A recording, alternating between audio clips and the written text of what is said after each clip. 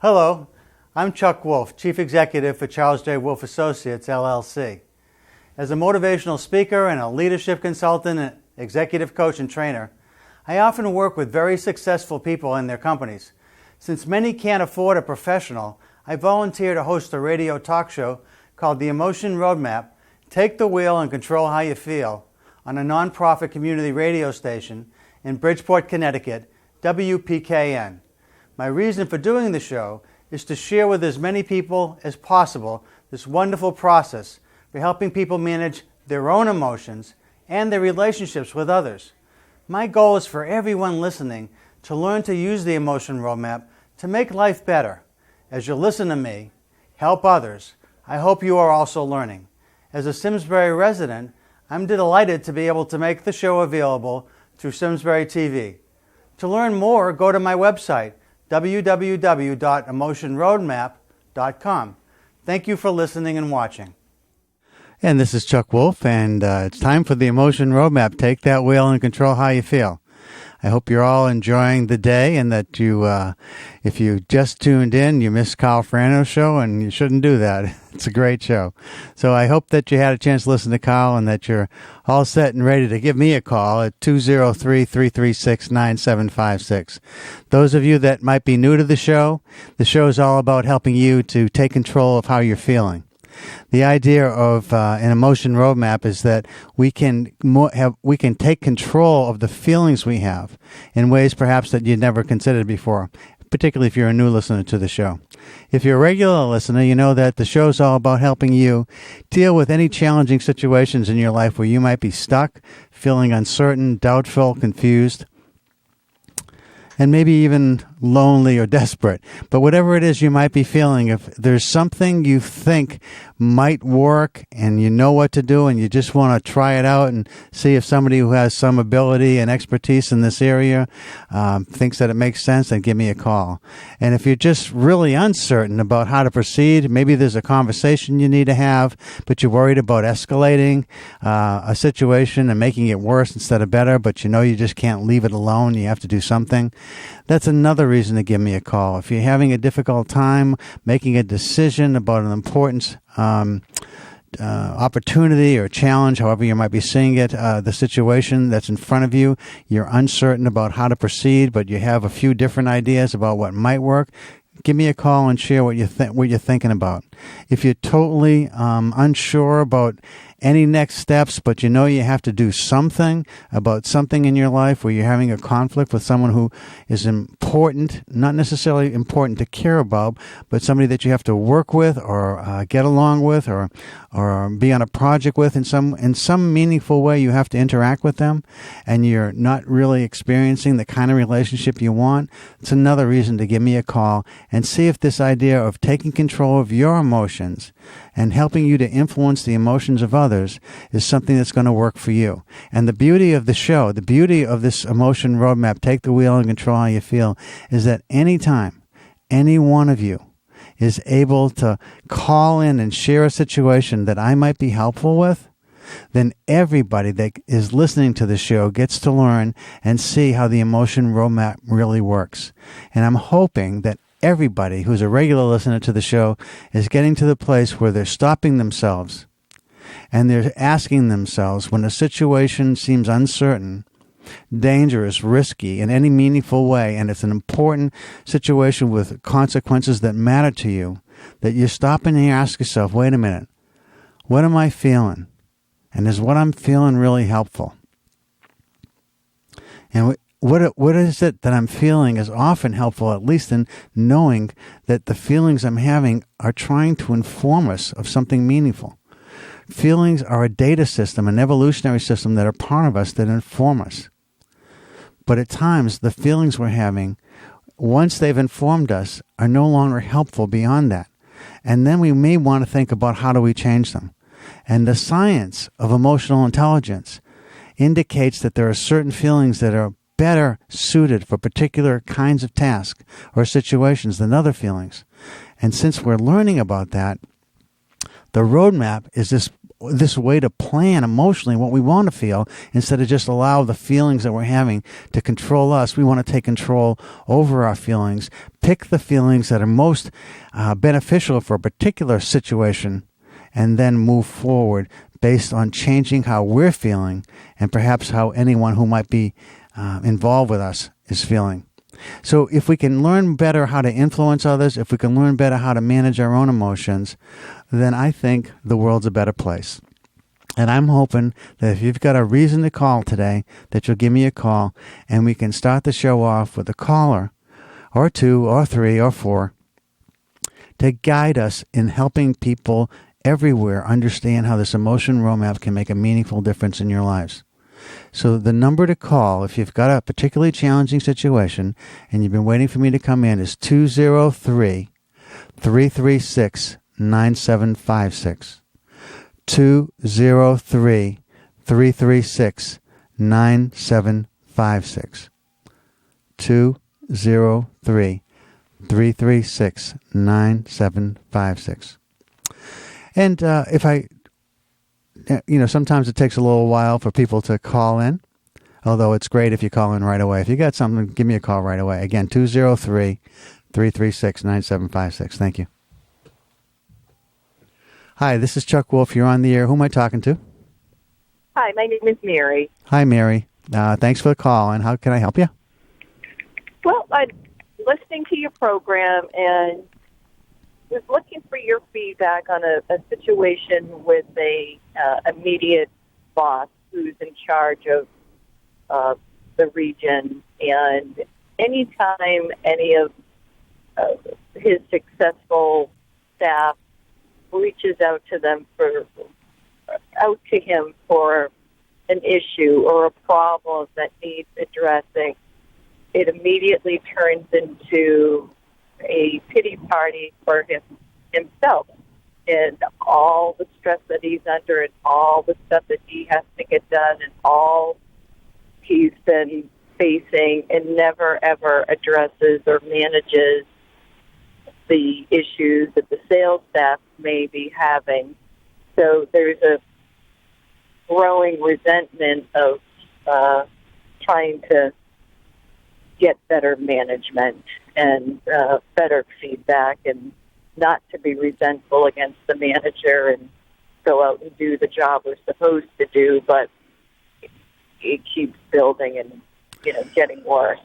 Well, thanks a lot for offering the situation as a topic for the show. Let me ask you a couple questions about it, Mary. Has this person been in this position for a long time now, or is this something he's just recently been promoted to? Or is it a he or a she, by the way? It's a he, okay. And ironically, new to the company in the sense of about a year and a half, but has been in a similar role for the last 15, 20 years. And it seems just from feedback being received from people who have worked with him in the past that this is the general MO, and everyone kind of scratches their head over how he arrived to where he has. Okay, so he's had a lot of experience in similar roles, but maybe not good experience. Yeah, exactly. Okay, and so you are one of a number of people working for this person? Yes, there's less than a dozen, but the concern is the territory will continue to grow, and what is that going to do from a management standpoint where the support is limited now? What's that going to do as the territory increases? So there is some success happening in the organization, and I imagine that he's getting some credit for it, perhaps undeserved, but nevertheless he's in that spot. Ironically, yes, you're exactly right. It's because of who he has surrounded himself with, but not necessarily direct action from his behalf.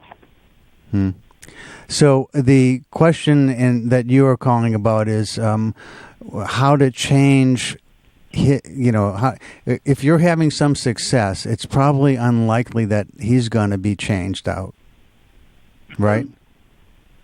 And it's more, the question is how, and I apologize for not being more clear, is how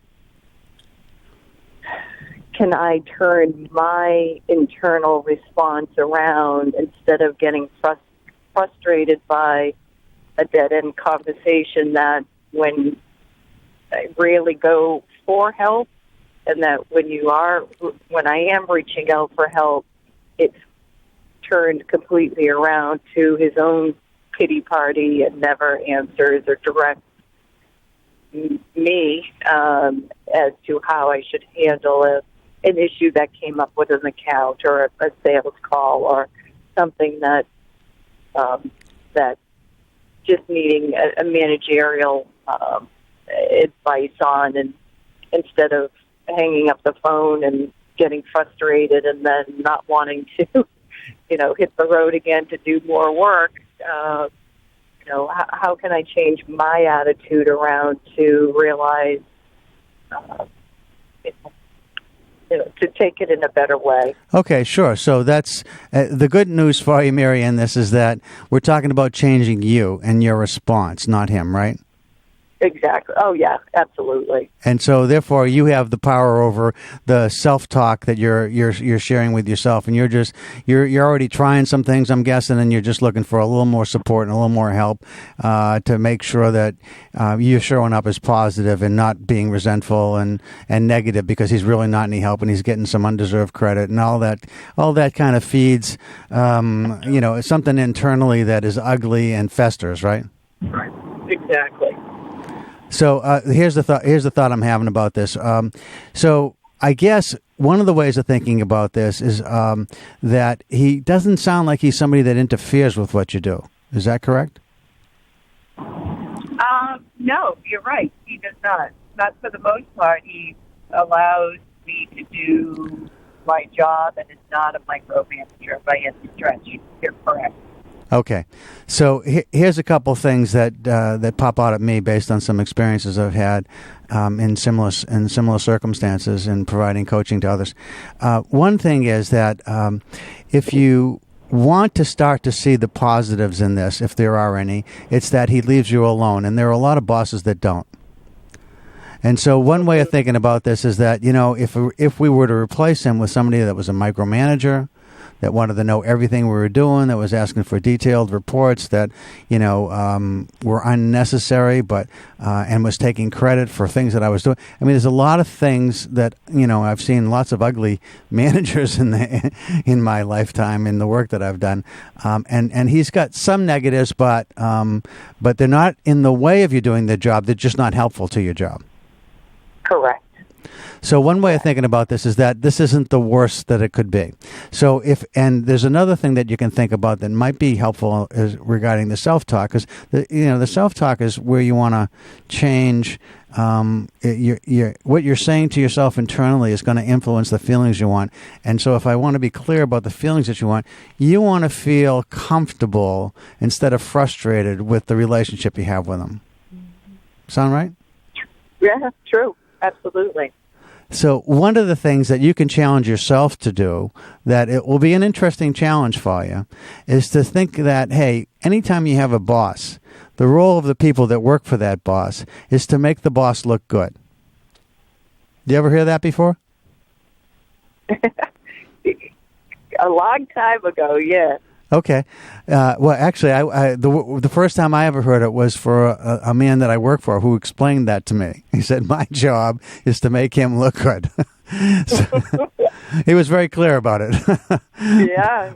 But he was a funny guy, and he would say things like that. And so I did. I took it to heart, and I thought, okay, let me see if there are things that I can do to make him look good. And the funny thing is, if you thought that might be a strategy that might make sense for you, what you'll find, Mary, is if he finds that you're going out of your way to be supportive of him, I think the dialogue you might have with him, and no guarantees on this, but the dialogue you might have with him is going to change too, where he becomes more supportive and he feels very good every time you call and reach out to him.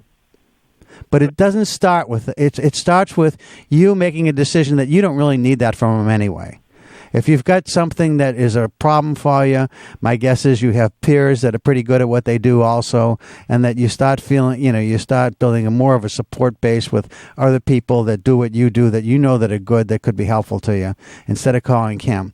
But that you give him as much credit as you possibly can, not insincere, but try to find ways that seem authentic and be able to try and build him up, and then if you start to look at it that way, the whole thing about whatever he's feeling, he's going to start to feel a little differently, especially if more people do it. But, at least it starts with you. He's going to feel very different about when you call.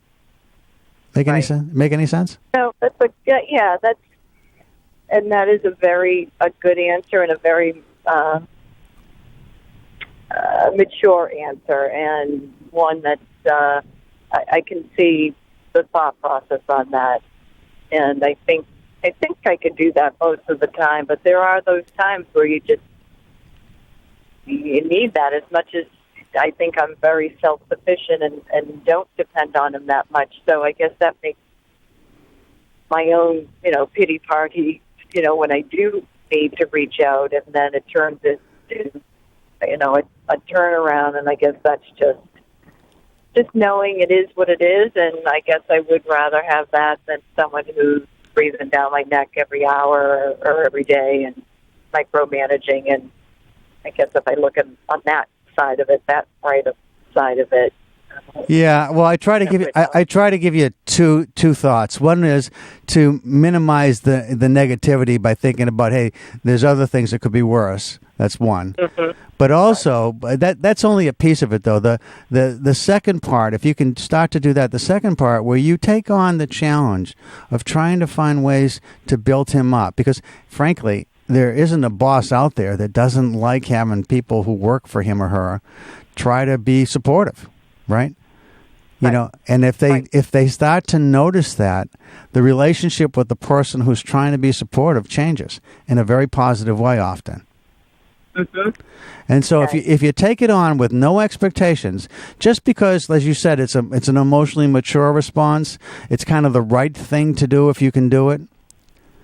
And you just take on that, hey, I realize I wish he was more help to me, and at this point I don't find him to be much help, but any little thing that he might have said or done that could be construed as helpful, I'm going to let him know that I appreciated that thought that he shared, that action that he took, something he might have said or done that you thought kind of helped form an idea in your mind that was a response that worked. If you can find anything like that, first of all, going looking for those things is going to help you to turn around your attitude towards them anyway. True. And have more of a positive feeling. And also, you want to be good to yourself. You don't want to feel like, hey, I got to do this every time. This guy really just jumps into the pity party right away. I just want to say, okay, all right, thank you and goodbye, and just kind of walk away and have whatever thoughts that you're having that are all kinds of negatives, and maybe find somebody that you can share those with that isn't at work, that won't say anything to anybody, and you can kind of dump that so you can move on, because none of us are perfect at these things. But the more you do it, Mary, I think you'll find the easier it is to relate to this fella. And as he begins to see you as very supportive, I think you may get some additional help, at least whatever he's capable of. Wonderful. Well, thank you very much. I really appreciate your time. Oh, thank you so much for calling. I really appreciate the call, too. Thanks a lot. All right. Have a great day. You too. Bye-bye. Okay, folks, thank you, Mary, for starting the phone calls. And again, you got something that you think that you're kind of stuck with and you'd like to have some of my thoughts, some of the expertise I've built up over the years that I can share with you. Hopefully everybody's learning about that. The number to call is 203-336-9756. 203-336-9756. And let me, if maybe you joined late, so let me kind of walk you back through what we just did with Mary's phone call, and explain the emotion roadmap a little bit in more detail. So what I asked when Mary called was, tell me about your situation. And then what I was looking for was, how is Mary feeling and how is the person that she's thinking about feeling? And then I want to think about, okay, so what does Mary want to feel that would be more ideal perhaps than what she's feeling? And what might make the other person feel differently in a better way that's more ideal to the situation for Mary's purposes? So the situation was that Mary has a boss, not just Mary, but other people that work for her, work with her in a sales organization that whenever she calls him and asks for help, it turns into, woe is me. He starts talking about all the problems he has instead of being helpful. And there's some resentment to that because the organization is growing. The salespeople are making more and more money, and he's getting some credit for that. And so there's a resentment there. That one, he's not helpful, and two, he's getting credit for things he really isn't influencing very much. So Mary's feeling frustrated, a bit upset, and worried about it getting worse. The other person, who's the boss, we don't really know how he's feeling, but just listening to Mary's view, he's feeling like, he's got a job, he's doing his job, but he's feeling pretty sorry for himself, despite the fact that he's being successful. And maybe we can't speculate so much on why he's feeling that way, but maybe he's feeling incapable of doing the job better, unsupport or non-support. He's feeling things that are somewhat negative that we want to turn around. So I thought that ideally for Mary is that she feels much more comfortable with the situation rather than feeling frustrated, so this frustration doesn't fester. And also for her boss to feel supported instead of feeling sorry for himself. So what would do that? So then I shared with Mary an idea that I've seen work other times. I figured there were two parts that needed to be worked on. One was, as much as she might dislike the fact that he wasn't being helpful to her, I didn't hear her say that he was micromanaging or dictatorial or taking credit, that he was just a guy that wasn't really helpful when you called him, but he wasn't in her way. And most people that I know that are really productive, set high standards for themselves, and are very good at what they do, they'd rather have a boss who was just not in the way than anybody who might be a micromanager who wants them to tell them exactly what they're doing every step of the way. And so one of the things was I wanted Mary to just, think about if you got somebody different, it could be a lot worse. Right now you have a boss that isn't helpful, but he's not harmful either. Now he's getting some credit maybe he doesn't deserve, but you don't necessarily want to replace him with somebody that could be worse. So that just shuts off some of the negativity a bit. But it has to be more than that. So the second part was, I had heard something a long time ago from somebody I work for who said that, hey, the job you have, this is what he was telling me, my boss was telling me, was, your job is to make me look good. That's your number one objective. And so I thought, well, maybe that's a good time to share that, because a lot of managers will never say that to you. But boy, if you've ever had anybody that's worked for you that works really hard to make you look good, don't you love it? And so I thought, well, maybe Mary could take that challenge on, because I know that when you take on the challenge to be supportive of somebody else, unless there's a real bad relationship happening, I didn't hear any of that going on. If it's just kind of in neutral, the relationship, and you start going for, I want to make this guy, because it was a guy, look really good, and you start looking for ways to reinforce any little help that he might give you, even accidentally, something he might have said might trigger a thought that gives you an idea that turns into an action that works for you. And you want to go back to him and let him know that, hey, when you said that, it triggered some thoughts for me that led to these actions, and they really worked, and I wanted to thank you. And not just telling him about it, but telling other people about it. And he hears about that you're doing some really nice, saying some really nice things about him. All of a sudden, his relationship with you is he's going to look forward to your phone calls, and he's going to look for other ways that he could be helpful to you. Now, there's no guarantees on that, but all of this isn't to necessarily make him change. It's really for Mary to feel better about her situation. And that she's in charge of. So that can happen. So that's how the emotion roadmap works. So if you've got something going on in your mind that you think is worth sharing, give me a call. Not worth sharing, but you think it's important to share because you want some help with it. The number again is 203-336-9756. 203-336-9756. So this is a good time to call because we're about halfway through the show. You're listening to WPKN 89.5 FM in Bridgeport, serving Fairfield, New Haven, and Litchfield counties in Connecticut and Suffolk County in New York, communities around the world via podcast and streaming. By the way, if you missed my show last week, there was a really interesting show. One of my friends, Lou Plamalis, was involved with a lot of programming around Hispanic culture, and it seems like it went really, really well, and congratulations to Lou and to all the programmers. And, one of the things that we were doing was we were talking about not only Hispanic culture, but also the new vision we have for WPKN, which includes diversity. And this was a milestone event for PKN because we really hadn't focused on Hispanic culture in the past. And one of the ways I thought I might be helpful was I had a show on last week where I had a person that I've worked really closely with in organizational life, who is a leader I respect quite a bit, who grew up in Peru and has supervised and worked with people from multiple countries throughout Central and Southern South America and all different countries in Latin America, and with many different cultures and people. And I wanted him to talk about his experience learning about the Emotion Roadmap and its relationship to Hispanic culture. Not that he's an expert on Hispanic culture, but he's a real-life leader who has gone into all kinds of countries, Venezuela, Colombia, Mexico, Brazil, Argentina, and had to manage situations and people in those countries as he was involved with I guess it was a form of taxation for his company. Works for large companies, and they do business in all these different countries, and the form of taxation is different. So it's a very technical job, but also you have to work with all the different governments and people, and so it was really an interesting conversation. His name is Rafael Pinzas. And you can listen to that on SoundCloud. All of our shows now for the talk shows that don't involve music. And I know a lot of people listen to this station because the music is so great.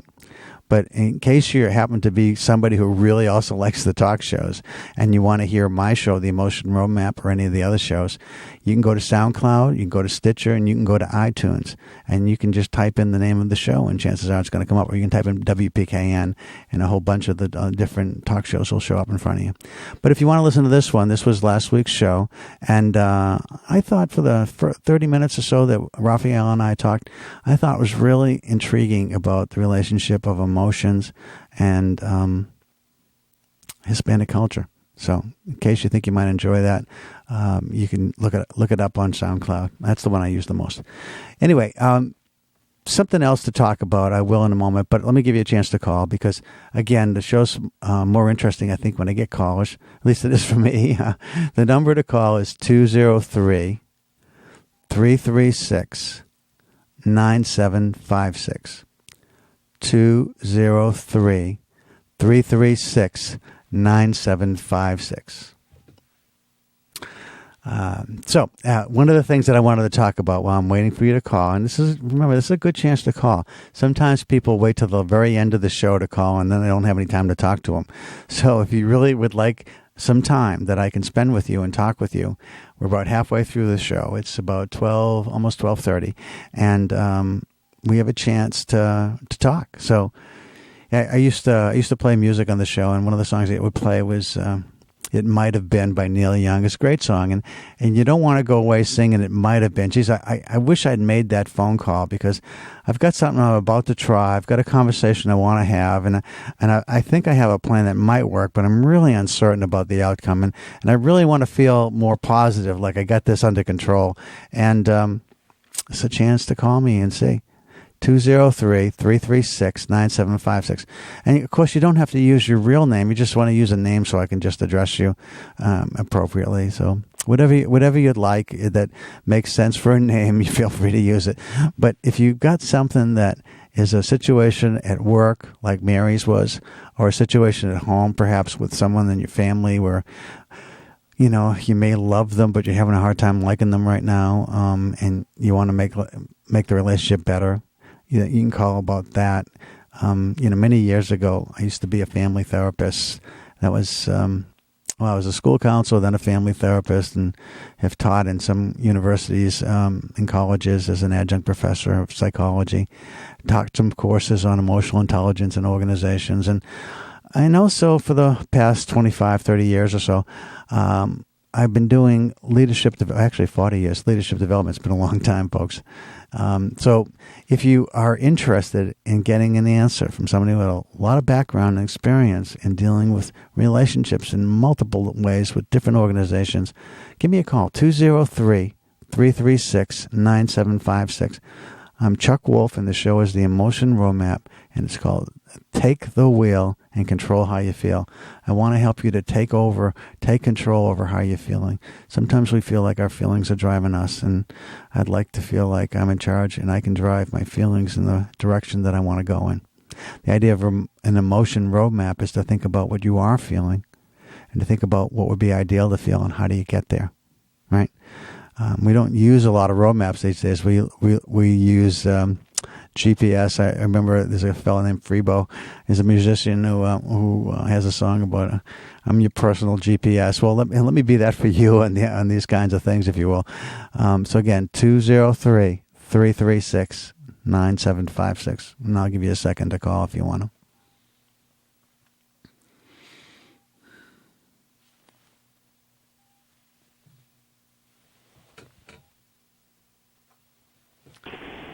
Hi, this is Chuck Wolf. You're on the air. Who am I talking to?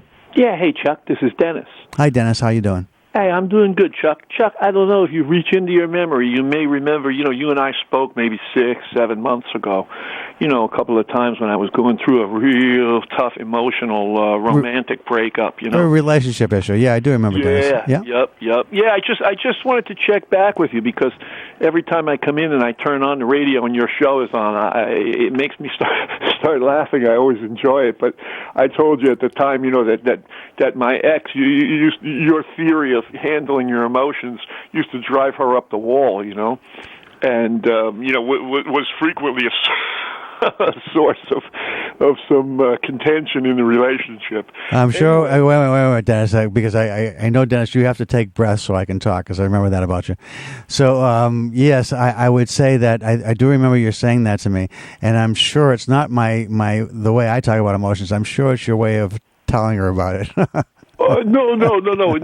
If she happened to hear your show a few times. Oh, okay. Then I can't blame it on you. All right. It's all kind of gotten better since then. I mean, oh, great. No, the relationship didn't get back together again. But the last you and I had spoken, you said to me maybe the best I could hope for, was that maybe if it was important to me, I could forge some kind of a friendship.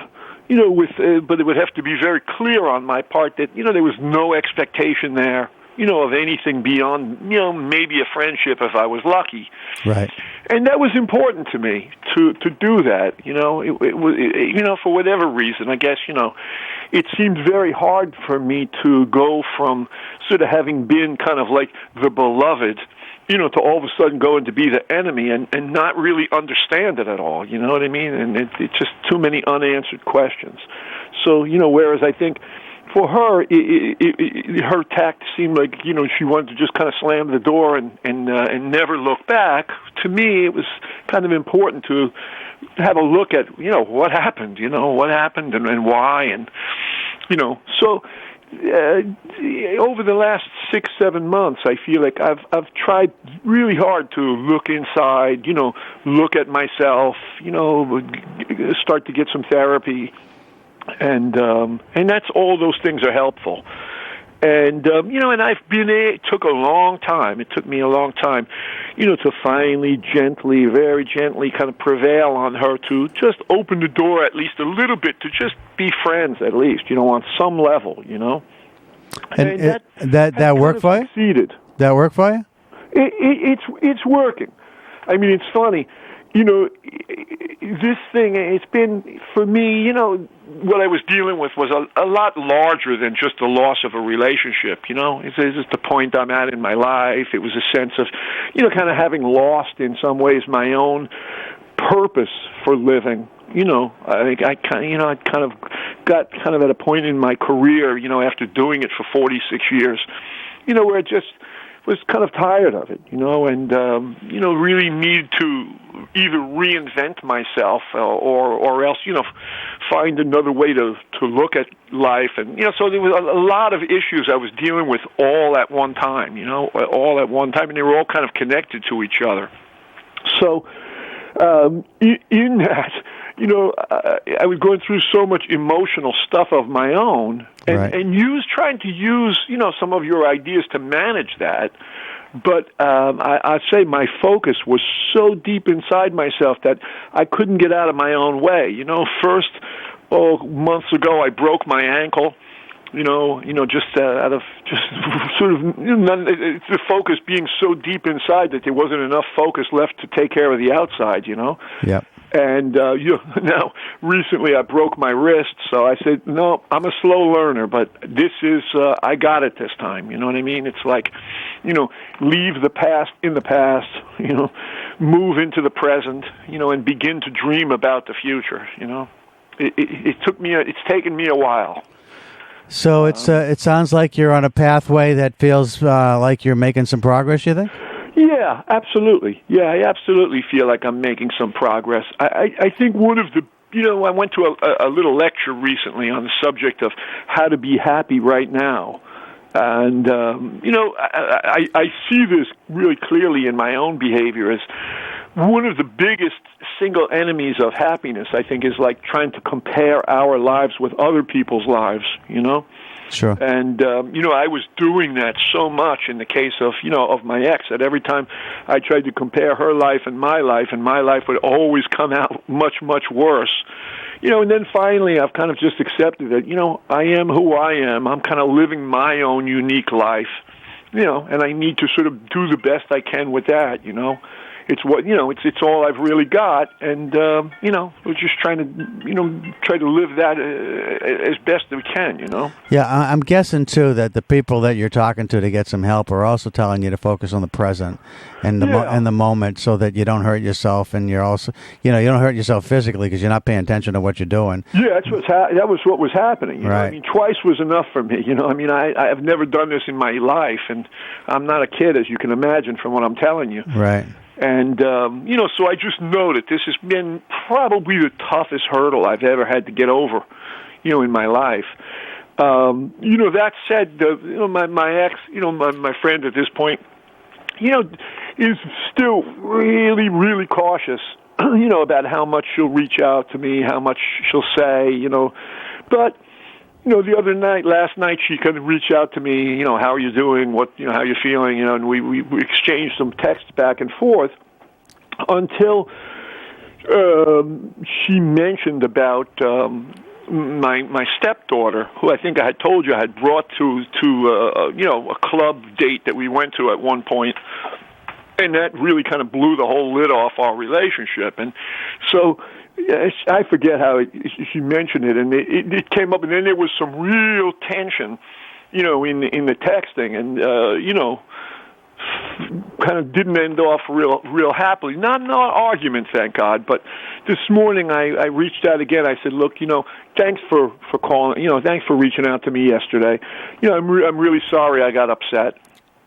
And, she said, thank you, I similarly, I got angry and upset. She said, I still have a lot of anger and hurt over the way you handled the last few times we were still a couple, so I felt bad about that, and, didn't want to belabor it any further then, but I thought, at some point I wanted to at least put it out there that, look, if you'd like to if there's any value to you in talking about that, I promise to just listen, and keep my mouth shut. And, maybe we can both learn something from it, So I wondered if you think that's a good idea. Dennis, it's a little tricky because you're working really hard to let go and to, form a friendship and a relationship that keeps the person in your life. But, if you can be honest with yourself, and this is hard, and that you don't still hope that somehow something you might say might put you back in a relationship again. If you can let go of that. Yeah, I have to do that. Yep. Yeah, and then the idea of what can we learn about a relationship that didn't work out, so that the next time we make relationships with other people, we take that lesson with us so we don't repeat the same mistakes. I think that's fine. But I mean, you just have to be honest with yourself. Can I really do that? And if you think you can't, then you shouldn't go there. Right, I hear you. But if you think you can, then yeah. I mean, anytime something goes sour that is an experience in a relationship, you certainly want to look at it and say, hey, is there something I did I don't want to do again? Sure. I mean, so the idea of trying to learn from that's fine. Yeah, but it's partly to say, I mean, even if I don't really, even if it was something we disagreed about, it's just to say, hey, I'm really sorry you felt that way. I'm really sorry that something I did made you feel bad, Yep. And the thing that you're likely to hear is something got said or done that wasn't what you desired or meant by it, and it was misinterpreted and miscommunicated, and it resulted in hurt feelings, and there'll be a piece of you that will want to clean that up and try to make it right by saying that's not what I meant, that's not what I intended, and while that might be helpful, the other part of it is that it might feel like it's defensive on your part to her. And I don't want to go there. Yeah. So the other thing is to simply listen to it, hang up and say, okay, it's not what I intended, not what I meant, but I can see why, you might have felt that way. And I'll have to think about that some, so I don't make that mistake with somebody else. And if the language is about going forward and not going backwards, then you got a chance to make that work. But it's, obviously Dennis is somebody you felt a lot of feelings for that you still probably have some of. And so I don't know if it's such a good idea, to tell you the truth. But I mean, it's the part you said you're seeing somebody. You still seeing somebody? What? Excuse me? Are you still seeing a therapist? Yeah. It just started about 6 weeks ago, maybe. Yeah, so that's the place to have this conversation for real, because as I said, I think there's always value in learning from something that didn't work out, and if you can get past all these stuff that is in the way of learning and the defensiveness that might show up, or the reaching out and trying to grab and pull back to where you were, a year or two ago, and I'm trying to get us away from all of that stuff. Yeah, I hear what you're saying, and I'm trying to be real aware of that. And and just try to learn something for the now from this, But what I would say to you about it is if you had a conversation about it, if you do decide to do this, do it once, Dennis. Don't try and clean it up any more than that, because then I'm thinking that the reason that keep going back there is to try and go back to something that doesn't exist anymore. Yeah. Mm-hmm. But again, you got a therapist. I would chat with her about it. But my own thought about it, just listening to you, is how do you want to feel? You want to feel like you can have a relationship with this person that isn't based on a love relationship. It's just based on a friendship. You like her a lot. There's a lot of things that you enjoyed about her. You'd like to be able to call on her from time to time, but mostly you'd like to learn what didn't go right in this relationship, so that you can move on and form a new relationship at some point. Mm-hmm. If that's the goal, if you can honestly say that's my goal, I think you're good to go. But if you can't, then you really shouldn't go there. Yeah, I gotcha. Okay. Yep, thanks so much. You bet. Nice talking to you, Dennis. Thanks for calling. You too. Take care. Bye-bye. Bye-bye, Chuck. Well, I want to thank Mary Ann, Dennis, for calling. Interesting conversations, right? If you've ever had a relationship that was really important to you, it's really hard to let go of it, especially when you didn't want it to end. But I've seen relationships where people seem like they really, really value, enjoy, even love each other, but for some reason the chemistry just doesn't work. And they keep trying, and I don't know, I think it was Einstein that said you keep doing the same thing over and over again and you expect a different result. That's the definition of insanity. So I'm not sure if that's what's happening here. And that's why I said if you can be honest with yourself and you can say, I just really want to learn what I can so that my next relationship going forward is going to be better. And you can help me with that by explaining to me what went wrong in the one we had. But I think what you hear when you're hearing that from the person that you cared about is that, geez, I didn't mean that.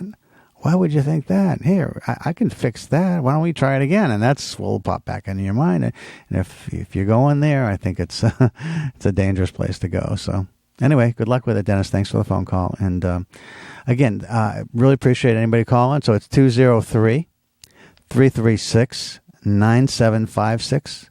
203-336-9756. And I'll wait and give you a chance to call.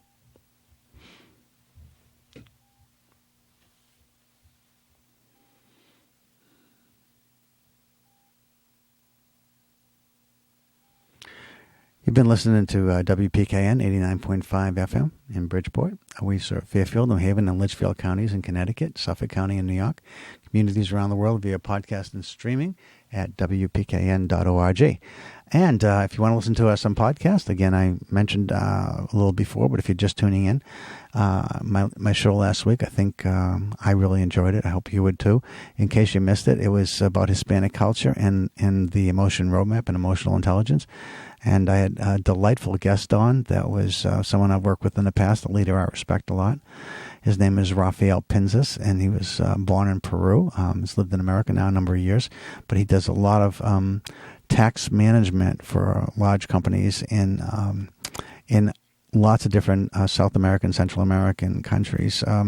And we just talked about his experience with learning about emotional intelligence, learning about the emotion roadmap and how it fit with his culture and what he knows about some of the other cultures in different countries.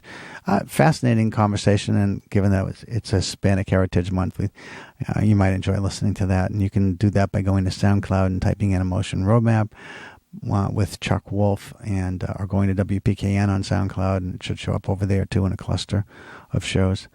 Whatever you like, but I hope if you enjoy it, let me know. Anyway, the number to call for any kind of help today before the show, before I run out of time, and it's probably the last few minutes I've got in case somebody does want to call, so I'll wait another moment or two before I close the show out with some other thoughts I have. The number is 203-336-9756.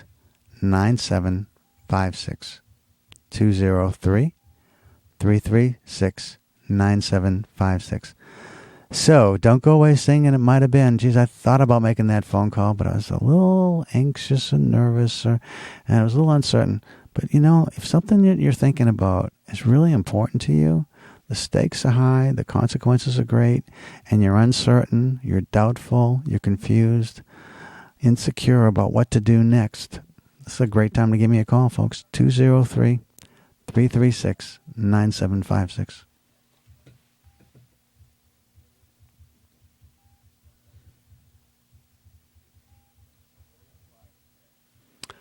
Okay, well, there's nobody calling just right now, but if you feel like it, you still got a few minutes. I've got about eight minutes left.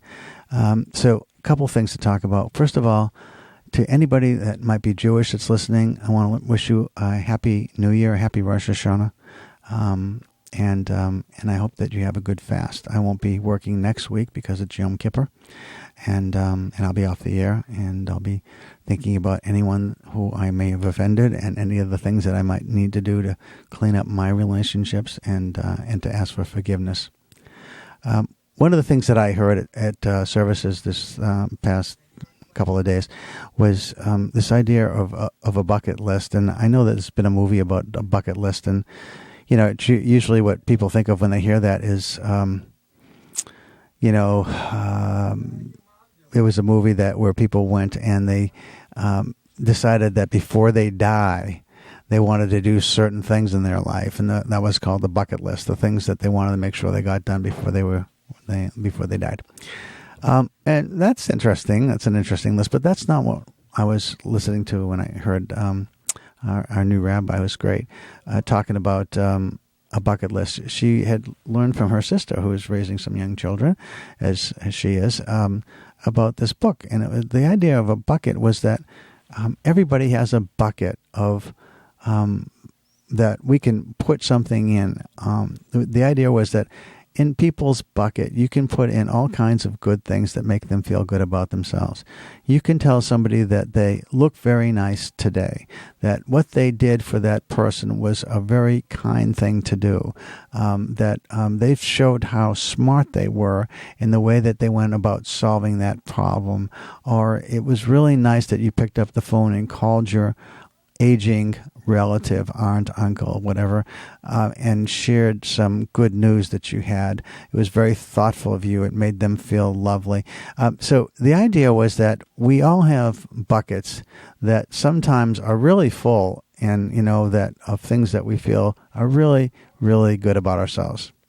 And then there are other times when our buckets feel like, a couple things happened this week, over the last several weeks, that are feeling like my bucket's emptying out.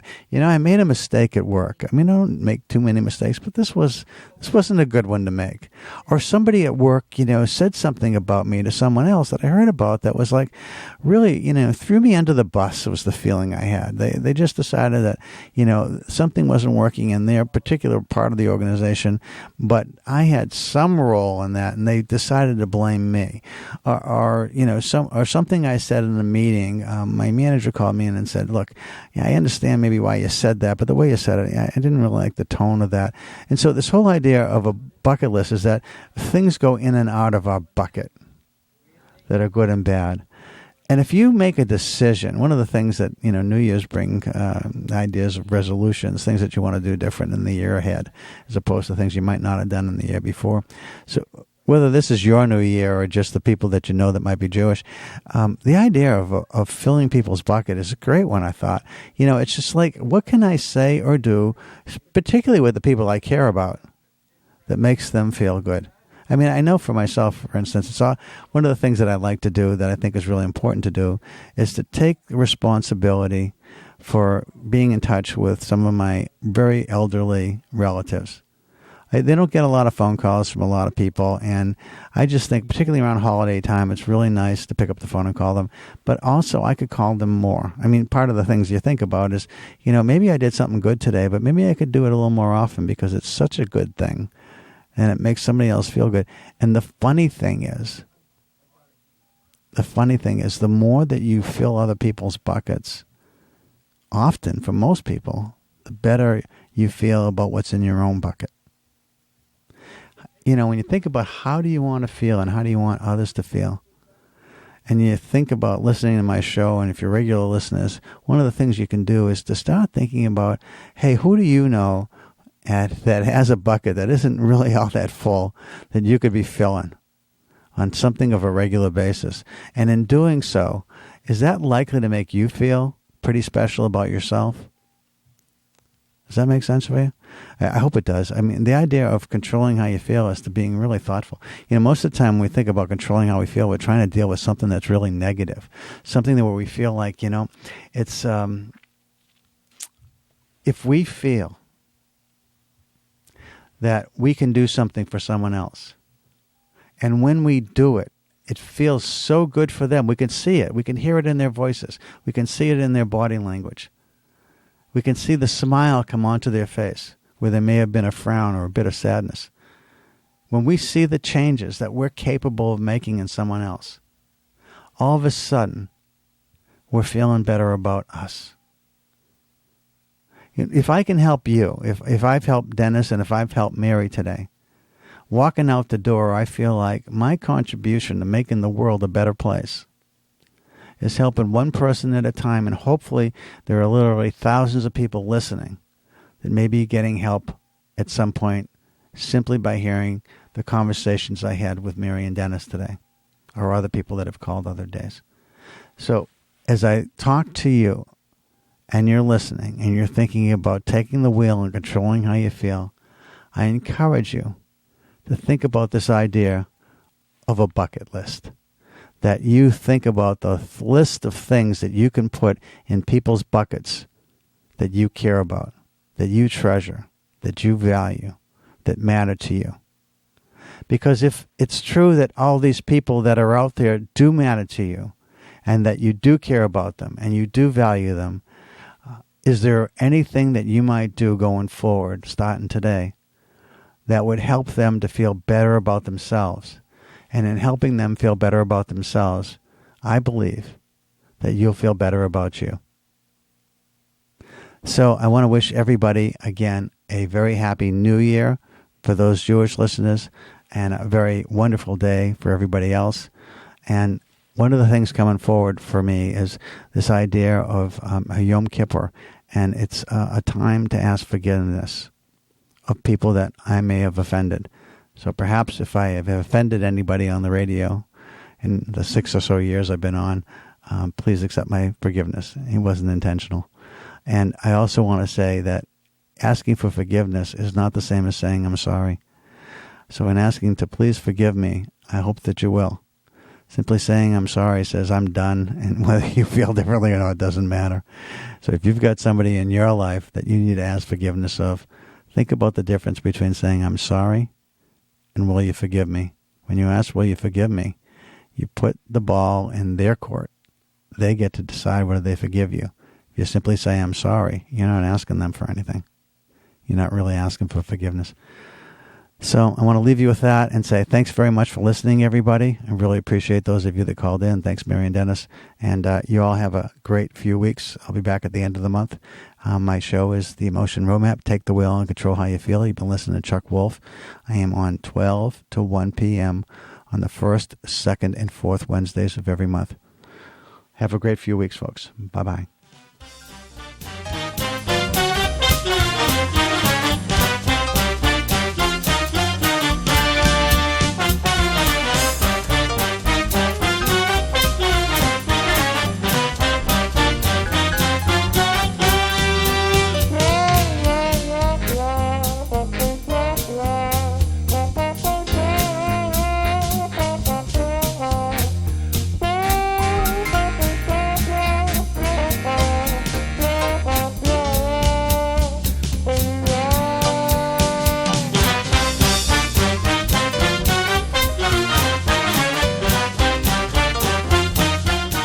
Funding for Simsbury Community Television is provided in part by contributions from viewers like you.